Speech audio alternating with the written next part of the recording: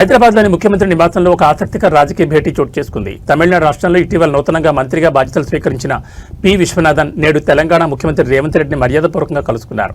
ఇరు రాష్ట్రాల నేతల మధ్య జరిగిన ఈ సద్భావన భేటీకి సంబంధించిన పూర్తి వివరాలు చూస్తే, తమిళనాడు కేబినెట్లో మంత్రిగా కొత్తగా బాధ్యతలు చేపట్టిన తర్వాత పి విశ్వనాథన్ తొలిసారిగా హైదరాబాద్ పర్యటనకు వచ్చారు. ఈ సందర్భంగా ముఖ్యమంత్రి రేవంత్ రెడ్డిని ఆయన మర్యాదపూర్వకంగా కలిశారు. ఈ భేటీలో సీఎం రేవంత్ రెడ్డి తమిళనాడు మంత్రి విశ్వనాథన్ కి సాలువా కప్పి బొకే అందించి ఘనంగా సత్కరించారు.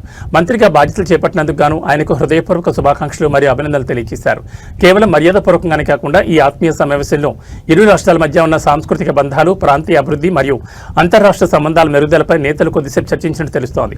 పొరుగు రాష్ట్రాలైన తమిళనాడు, తెలంగాణ ప్రభుత్వాలు పరస్పర సహకారంతో ప్రజా సంక్షేమ పథకాల అమలులో అనుభవాలను పంచుకోవడం ద్వారా దక్షిణాది రాష్ట్రాల ప్రగతికి మరింత దోహదపడగలవని ఈ సందర్భంగా నేతలు అభిప్రాయపడ్డారు.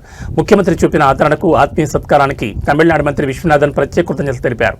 పొరుగు రాష్ట్రాల మంత్రులు, ప్రముఖులు హైదరాబాద్ వచ్చినప్పుడు ముఖ్యమంత్రి రేవంత్ రెడ్డి వారితో జరుగుతున్న ఇటువంటి భేటీలు అంతర్రాష్ట్ర సమన్వయాన్ని పెంచేందుకు ఎంతగానో ఉపయోగపడుతున్నాయని విశ్లేషకులు భావిస్తున్నారు.